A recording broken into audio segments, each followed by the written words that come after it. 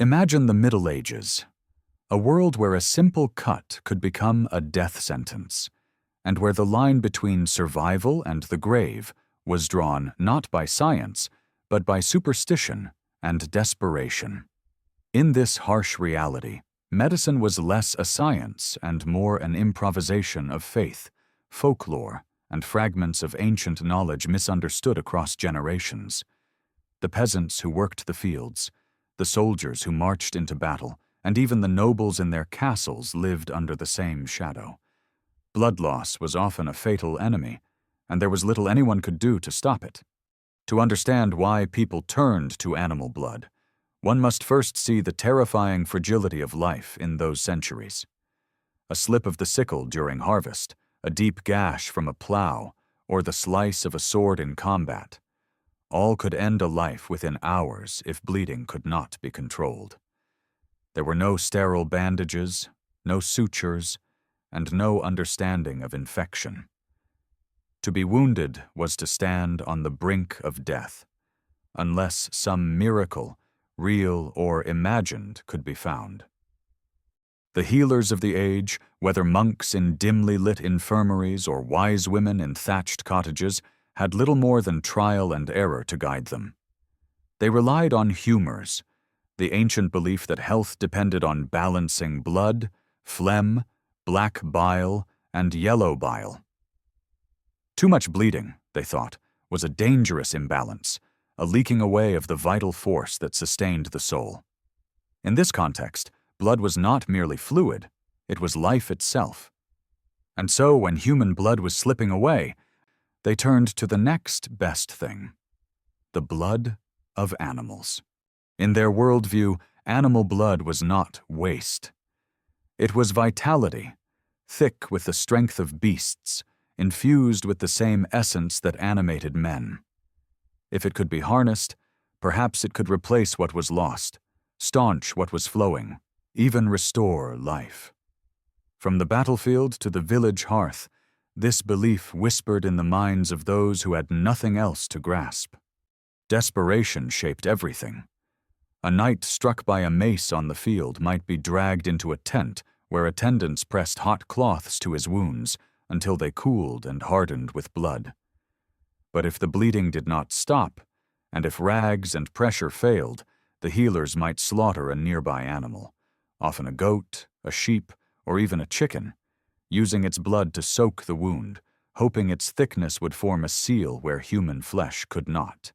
To modern eyes, it is grotesque, but to them it was a chance, however slim, to buy time against death. The practice spread beyond soldiers: farmers who sliced their hands on scythes, woodcutters injured by falling branches, or children who gashed their feet while running barefoot in the fields. Any of them might be treated by this same grim method. The healer's hands, slick with animal blood, would press and bind, muttering prayers as much as applying remedies. It was messy, it was dangerous, but when the alternative was certain death, even the unthinkable seemed worth trying. Of course, this was no miracle cure. Many who received such treatments died from infection, their wounds festering under the sticky crust of coagulated animal blood. Yet there were also stories, told and retold in villages, of men who survived. Their scars became legends, proof that animal blood could hold power. In an age where medicine often blurred into magic, even a single survival could solidify belief for generations. This was the world where necessity and fear created strange practices, where the smell of iron and the stench of blood were mingled with chants and candle smoke. The desperation of medieval medicine was not stupidity. It was the will to fight death with whatever tools the world placed in human hands, no matter how strange or horrifying they might seem. And in that desperation, the strange custom of using animal blood to stop human bleeding was born. To truly understand why animal blood was ever pressed to human wounds, we must step into the medieval mind, a world where superstition was not the enemy of medicine, but its foundation. For people of that age, life was governed by unseen forces, by divine will, by curses, and by the mysterious power of nature itself. What science had not yet explained, faith and folklore eagerly filled. And at the heart of this worldview stood one profound belief: that like could influence like, that the essence of one living creature could heal or protect another. This was the realm of sympathetic magic. Blood was no ordinary substance. To the medieval imagination, it carried more than nutrients. It carried spirit, vitality, even a fragment of the soul. Every drop spilled was thought to drain not only the body, but the very essence of a person. When a man bled, people feared he was leaking away his life's force, perhaps even leaving his soul vulnerable to spirits. To plug that loss, to replace it with the living essence of another creature, seemed logical. If human blood was escaping, why not seal the wound with animal blood, thick and warm, brimming with its own life force? Religious and cultural beliefs deepened this conviction. In Christian doctrine, blood had a sacred meaning. The blood of Christ shed for humanity, the blood of martyrs, the wine that symbolized salvation. To the faithful, blood was holy, powerful, transformative. While church authorities condemned many folk remedies, the symbolism of blood gave healers a powerful justification. They could argue that animal blood was a lesser echo of divine sacrifice, a humble tool provided by God to save the weak. Beyond religion, folklore teemed with tales of blood's power. Shepherds whispered that drinking goat's blood could give stamina. Hunters claimed that smearing animal blood on wounds helped a warrior gain the strength of the beast. These traditions were not dismissed as foolishness. They were woven into the fabric of survival, passed down like family heirlooms, reinforced every time a man survived with scars. Consider the battlefield, that crucible of belief. Warriors often thought that the life of the animal whose blood was used might transfer courage or endurance to them. To smear the blood of a horse onto a knight's wound was more than medicine. It was an attempt to infuse him with the strength of the beast that had carried him through war. In that moment, healing and ritual merged seamlessly, for to stop the bleeding was also to borrow the animal's vitality. Even outside war, village life was colored by the same ideas. When a child cut her foot on a jagged rock, a mother might take the blood of a freshly killed chicken and press it to the wound, whispering that the bird's life would protect her child's.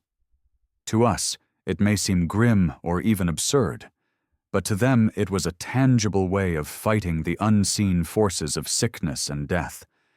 In their eyes, blood was not waste. It was medicine, a living shield against mortality. Sympathetic magic did more than justify strange cures. It offered hope in the darkest of times. To believe that life could be transferred, that death could be held at bay with the essence of another being, gave people a weapon against despair. And in a world where the church bells tolled daily for the dead, hope was as precious as bread. Thus, the practice was not only physical, but deeply spiritual, rooted in the conviction that all life was interconnected, that the boundary between man and beast could blur in times of crisis. In this belief, animal blood became not only a bandage but a bridge, a desperate link between the strength of the living and the weakness of the wounded. The battlefield was the proving ground of every medieval remedy, a place where theory was tested not in quiet chambers but in mud, blood, and screams. Here, amidst shattered shields and broken bodies, animal blood became more than a folk practice. It became a desperate tool wielded by men who could not afford hesitation. Wars in the Middle Ages were not neat duels of honor, but chaotic whirlwinds of violence where wounds were common and time was short. A knight bleeding out on the field, a foot soldier sliced open by a halberd, a squire crushed beneath a horse. All were carried to the rear lines where healers faced impossible choices. Imagine the scene. Tents set up behind the clash of armies, thick with the stench of sweat, fear, and iron. A wounded man is dragged in, his tunic soaked crimson, his face pale as parchment. The healer knows he has only minutes. Cloths are pressed into the wound, but they turn red too quickly. The man moans, slipping toward unconsciousness. There is no surgeon's thread, no sterile scalpel. Instead, a boy is sent to slaughter a goat tethered nearby. Its warm blood is collected in a crude bowl. With hands shaking but determined, the healer pours or smears the thick fluid into the wound, praying it will clot and hold. It was a gamble born of necessity. Medieval armies marched with livestock not only for food, but, as strange as it sounds, for medicine. Horses, oxen, goats, and pigs all became sources of blood in emergencies. To a healer, this blood was abundant, immediate, and alive. When rags, pressure, or cauterization failed, animal blood was the last hope before death. There are accounts, fragmented in chronicles, of soldiers surviving against the odds after such treatments. These tales spread quickly, fueling the conviction that animal blood carried restorative power. Perhaps the blood of a war horse could lend its stamina to a wounded knight. Perhaps the blood of a ram, sacrificed on the spot, could plug the fatal flow of a spear wound. Every survival was recorded as proof of divine mercy, or of the animal's strength transferred into man. Yet the risks were immense. Many soldiers treated this way did not live long. Infection set in quickly. The battlefield was already a cesspool of mud, sweat, and decay. A wound sealed with animal blood might hold for a day, but fever would follow, and gangrene was merciless. Still, from the perspective of those on the battlefield, a day longer to live was worth any risk. For some, it meant surviving long enough to be ransomed, to see family again, or even to confess sins before death. The battlefield also provided the stage for ritual as well as medicine. In some cases, the application of animal blood was accompanied by prayers, blessings, or even chants invoking saints. Soldiers saw no difference between healing and invoking divine favor. The act of pressing animal blood to a wound could feel like both a medical procedure and a sacred rite, binding survival to faith. Picture the aftermath of a clash. Hundreds lying wounded, groaning under the fading light, the air filled with the sound of priests chanting over the dying, while healers worked with knives and bowls of blood. It was grim, grisly, but to the men of the Middle Ages, it was the reality of war. Medicine was improvised, brutal, and uncertain, and animal blood, foul though it seemed, was one of the tools they clung to in their fight against death.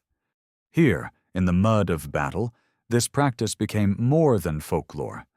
It was forged in necessity, written in wounds, and remembered in scars. The battlefield was cruel, but it was also the birthplace of desperate invention. Away from the battlefield, the use of animal blood in medicine took on an almost alchemical form, passed down in scraps of parchment, whispered in monasteries, or scribbled in the margins of medical manuscripts. These were not just crude applications of blood poured onto wounds, but mixtures, recipes born of desperation, crafted with the belief that if one strange substance could heal, then surely 2 or 3 combined might perform a miracle. The healers of the Middle Ages were not scientists in the modern sense. They were experimenters at the edge of survival, mixing faith, trial, and fragments of ancient knowledge. One common recipe was to blend freshly spilled animal blood with crushed herbs such as yarrow or comfrey, plants believed to encourage clotting. The thick, dark mixture was spread over wounds like a poultice, bound tightly with linen strips, and left to harden in place. In theory, the stickiness of the blood, combined with the medicinal power of the herbs, might stem bleeding long enough for the body to mend itself. In practice, it was as likely to invite infection as it was to save a life. Other remedies were more grotesque still. Some texts describe heating animal blood until it thickened into a jelly-like mass, then pressing it into cuts to seal them. This hardened clot was thought to act like wax over a crack, holding the wound closed.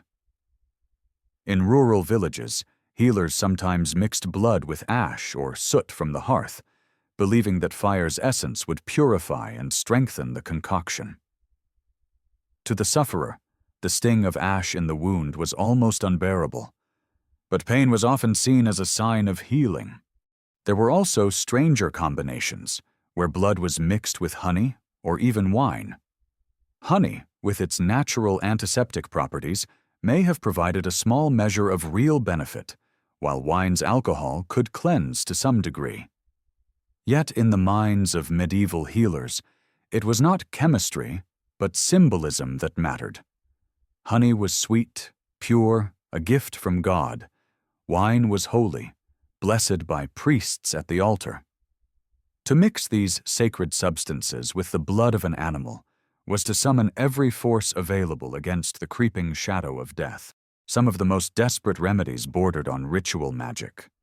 In certain regions, it was believed that the blood of a black rooster, spilled at midnight, held the power to stop bleeding if pressed to the wound before dawn. Others swore by the blood of a lamb taken on Easter Sunday, convinced that its association with Christ, the sacrificial lamb, infused it with divine potency. These remedies, blending medicine with mysticism, reveal how little separation existed between healing and faith in the medieval mind. Imagine the scene in a peasant's cottage.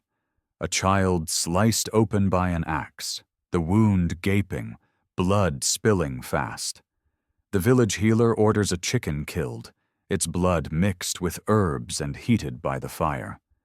The thickened paste is applied, wrapped tight in rough linen. The family gathers, whispering prayers, eyes fixed on the wound as if willing it to close. In that tense silence, hope clings not to science, but to the mixture pressed into torn flesh. Not all these recipes ended in death. Sometimes, perhaps by chance, perhaps because of the clotting effect of dried blood and binding, the patient survived. Each survival reinforced belief, turning crude improvisations into tradition. These recipes were written down, retold, refined, and passed on, becoming part of the strange, desperate pharmacopoeia of the Middle Ages. They were born of necessity, fueled by faith, and marked by desperation. And while modern eyes may recoil at the thought, for the men and women of the time, these recipes were not madness. They were hope, bottled in blood. The line between survival and superstition in the Middle Ages was almost invisible. When people pressed animal blood into wounds, they were not merely acting out of ignorance. They were balancing on the knife's edge of life and death, guided by faith as much as by necessity. In a world where death lurked in every corner, at the plow, in the cradle, on the battlefield, any practice that offered even the faintest glimmer of survival was embraced, no matter how strange. To understand this, we must remember the absence of options. Today, a bleeding wound might be treated with clean gauze, stitches, antiseptic, and blood transfusions. In the medieval age, none of these existed. Bandages were often dirty rags. Surgical knowledge was primitive at best. Cauterization with red-hot iron was one of the few effective methods known, but it was agonizing and often killed as many as it saved. Against such grim odds, animal blood seemed less like folly and more like a desperate gamble. And sometimes, the gamble appeared to work. Blood, after all, coagulates as it dries. Spread thickly onto a wound, it could create a temporary seal, slowing bleeding long enough for the body's natural clotting to take over. A peasant who survived such treatment would become living proof of its effectiveness, his scar a testament whispered through villages. To the medieval mind, this was evidence enough.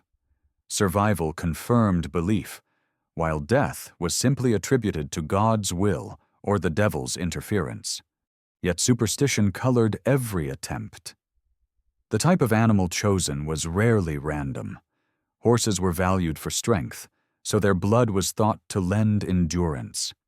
Sheep symbolized innocence and sacrifice, their blood considered pure and soothing. Goats, resilient and hardy, were believed to share their vitality through their blood.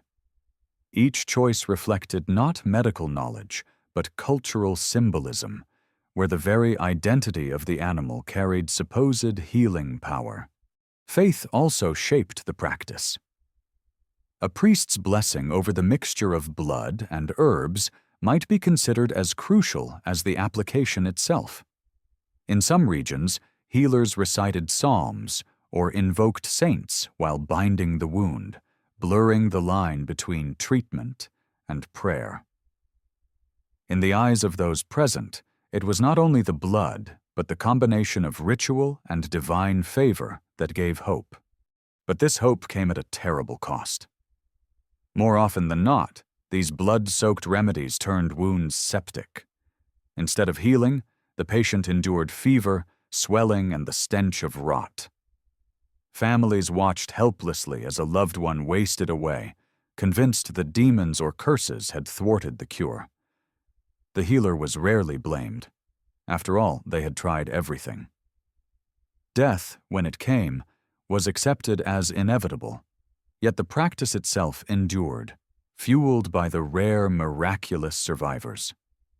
In this strange dance of desperation and faith, animal blood became a symbol of human determination. It was proof of how far people would go to resist the inevitability of death. They did not separate science from superstition because, to them, both served the same purpose: to preserve life in a world where life was always slipping away. And so, the practice lived on, not because it was effective, but because it represented the fragile hope of the living. For the medieval peasant or knight, hope itself was a kind of medicine, and animal blood was one of the few vessels that could carry it. To the people of the Middle Ages, animals were more than beasts of burden or sources of food. They were reservoirs of energy, vitality, and mystery.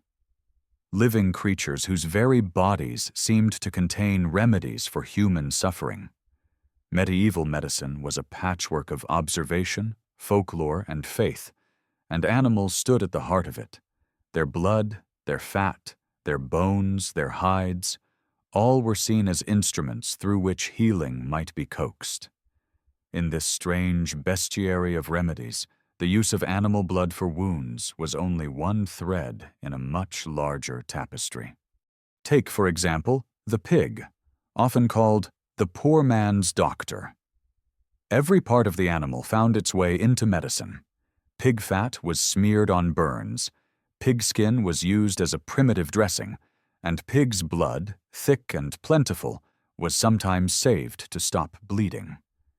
The pig was accessible to peasants, and in their eyes, its flesh and fluids were a direct gift of survival from God. Cows and oxen also played their part.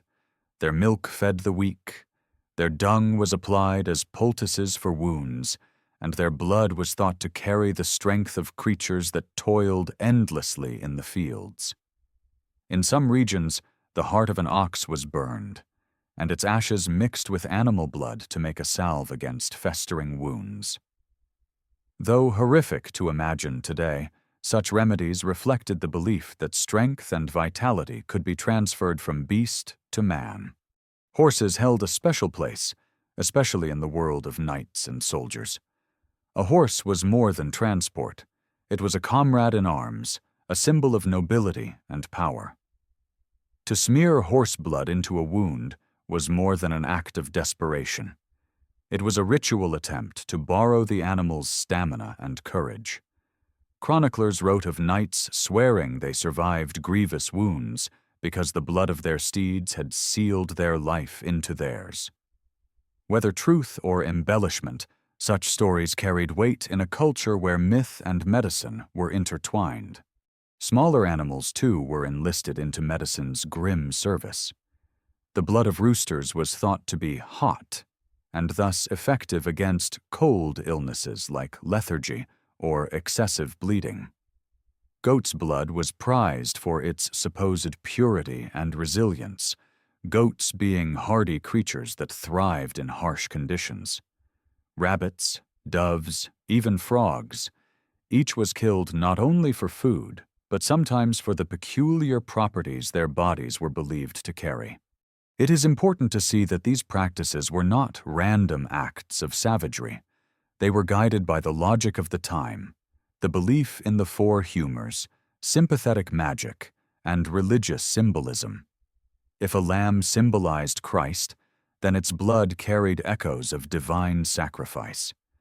If a rooster crowed at dawn, it embodied vitality and the triumph of life over darkness. Medicine was less about sterile ingredients than about harnessing what each creature represented in the grand order of creation.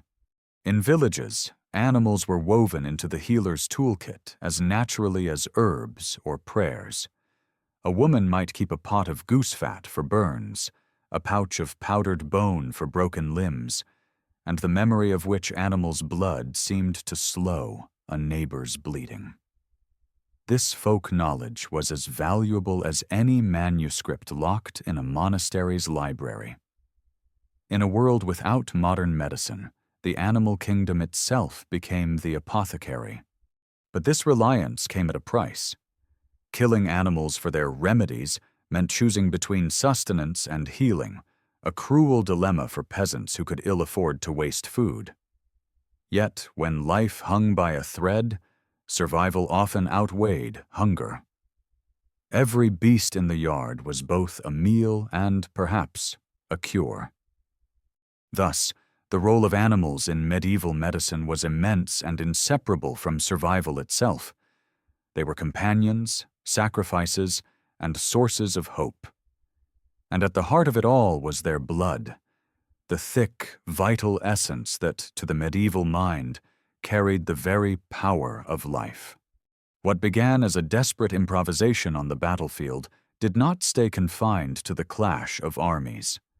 Practices born in war often trickled back into the villages, carried by soldiers who returned home with scars and stories, or by healers who tended both knights and peasants alike. The use of animal blood to stop bleeding seeped into the daily fabric of rural life, becoming a part of the folk medicine that guided communities through crisis after crisis. Picture a peasant village after the harvest. Tools are sharp, hands are calloused, and accidents are common. A farmer slices his palm open on a scythe, blood flowing freely. The family cannot afford to lose him to weakness or death. Every hand is needed to survive the winter. There is no surgeon to summon, no apothecary nearby. So the healer of the village, perhaps an elderly woman known for her remedies, acts swiftly. A chicken is taken from the coop, its throat slit. The blood, still warm, is pressed into the wound, sometimes mixed with herbs from the garden. The gash is bound, the family prays, and they wait. In that moment, survival depends as much on faith as on the crude bandage. These village healers were not charlatans in the eyes of their neighbors. They were custodians of memory, keepers of recipes handed down from ancestors, observers of what seemed to work and what did not. They lived in a world where remedies were born from what was at hand: honey, ash, dung, and yes, animal blood. The battlefield had shown that blood could sometimes stem the tide of death, and so it became another tool in their arsenal, passed from war tents to thatched cottages. For the peasants, there was little difference between medicine and magic. When a healer bound a wound with blood, she might also mutter a prayer, trace the sign of the cross, or whisper words believed to banish spirits. To them, these rituals were not superstitions, but essential reinforcements, a way of calling upon every available power, human, animal, and divine. Without such faith, what hope could there be in a world so fragile? The practice was not confined to peasants alone. In towns, barbers, who doubled as surgeons, sometimes resorted to similar methods when cauterization or stitching was impossible. A pot of blood, often from a goat or a pig, might sit alongside their crude tools. And though the wealthier classes had access to imported salves, even nobles were not beyond such treatments in moments of desperation. Disease and injury made equals of men. Over time, these methods were refined by observation. Some healers learned to boil the blood first, thickening it into a paste that clung better to wounds. Others mixed it with flour, creating a crude plaster. These small innovations passed quietly from village to village, each survival feeding belief, each failure written off as fate. Slowly, a network of folk remedies grew, rooted in desperation, but nourished by shared experience. Imagine the stories told by the hearth. A soldier who survived a sword cut thanks to horse blood. A child who lived after goat's blood was pressed to her ankle. Such tales spread hope, and hope was as necessary as bread. They gave meaning to the pain, transforming grisly acts into traditions blessed by survival. Yet the risks remained the same. Many died despite these measures, their bodies succumbing to infection or blood loss. But in a world without alternatives, people clung to what they had. To them, every attempt was better than surrender. The battlefield had taught one lesson clearly. In the face of death, even the strangest methods could sometimes keep a man alive. And so, in villages across Europe, the practice endured, woven into the rhythm of daily life, a grim inheritance from war carried into the hearth and home. For every story of survival that spread through villages and across battlefields, there were countless others that ended in silence, fever, and decay. The grim truth was that using animal blood as a bandage often traded one peril for another. While it might momentarily stem the flow of life pouring out of a wound, it also carried invisible dangers, bacteria, filth, and the seeds of infection that medieval people could neither see nor understand. To them, the mystery of why some survived and others perished was explained by God's will or the devil's curse. But we, with modern eyes, can see the terrible price hidden behind those crude remedies. Picture a wounded soldier returning from battle, his leg bound in a sticky mass of dried goat's blood. At first, it seems to work. The bleeding slows, and hope stirs among his comrades. But within days, the wound begins to swell. The skin reddens, heat radiates from the limb, and the man groans in agony. Soon, the stench of rot fills the air. Gangrene. The healer might try to lance the wound or apply more blood, believing the treatment had simply failed to take. But the truth is that the very substance used to save him has poisoned him, sealing filth into torn flesh. This was not an isolated fate. Many who underwent such treatments lingered in misery for days before death claimed them. Infections spread quickly in a world with no concept of sterilization. Pus-filled wounds, feverish chills, blackening skin. These were common sights in homes and camps alike. Families watched helplessly, praying as their loved ones slipped away, never knowing that the cure itself had hastened the end. Children, too, were victims. A simple fall in the fields could lead to a cut treated with animal blood. Parents, desperate to save their child, did what they had seen done before. Sometimes the wound sealed, sometimes it festered, and the child weakened until breath left their tiny body. Such tragedies were woven into the fabric of medieval life, accepted as part of God's inscrutable plan. Few questioned the practice itself. If death came, it was fate, not failure. The risks extended beyond infection. Using animal blood meant sacrificing livestock, resources that families depended on for food, plowing, and trade. To slaughter a goat or a pig for its blood was a costly decision, a gamble that the life saved would be worth the life taken. In times of famine or war, this sacrifice could mean hunger for the household, further compounding the desperation that fueled the practice. And yet, despite the dangers, people persisted. Why? Because the alternative was to do nothing, to watch someone bleed out before their eyes. To them, even a chance at survival outweighed the certainty of death. That sliver of hope, fueled by rare successes and stories of miraculous recoveries, was enough to keep the practice alive, passed from one desperate generation to the next. The irony of it all is stark. The very substance that symbolized life so often carried death. Animal blood, thought to be a gift of vitality, became instead a carrier of decay. But the people of the Middle Ages could not have known. Without knowledge of germs, without microscopes or medicine, they fought death with whatever they could grasp, even if the weapon they wielded was as dangerous as the enemy itself. This was the tragedy of medieval healing. The constant gamble between survival and doom, played with tools crude and often deadly. Yet it is also a testament to the resilience of the human spirit, for in their eyes, every drop of animal blood pressed into a wound was an act of defiance against the darkness, a refusal to surrender without a fight. The Middle Ages were not static. Even within that grim landscape of superstition and crude remedies, change slowly stirred. By the later medieval period, a transition began. A hesitant, uneven march toward methods that, while still rudimentary, moved closer to what we might recognize as medicine. The reliance on animal blood to staunch wounds began to fade, replaced by new practices born of both observation and necessity. One of the great shifts came with the rediscovery of classical texts. Translations of Galen, Hippocrates, and later Arabic medical scholars like Avicenna filtered into Europe through monasteries and universities.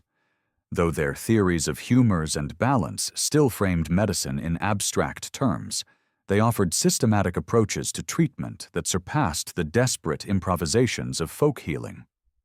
Surgeons began to emerge as a distinct class, experimenting with stitching wounds rather than smearing them with foreign substances.